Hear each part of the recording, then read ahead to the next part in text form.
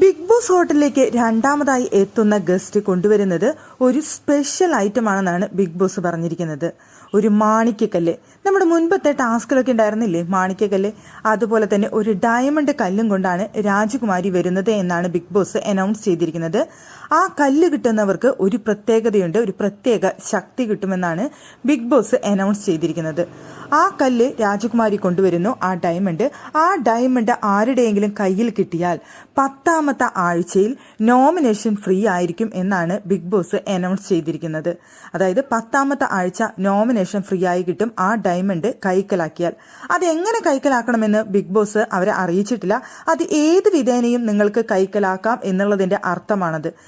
ഇത്ര മാത്രമേ big boss അവിടെ പറഞ്ഞുള്ളൂ. നിങ്ങളുടെ കയ്യിൽ ആ ഡയമണ്ട് എത്തിയാൽ നിങ്ങൾക്ക് ഒരു സ്പെഷ്യൽ കിട്ടും, അതായത് അടുത്ത 10th വീക്കിലെ നോമിനേഷൻ ഫ്രീ എന്ന്.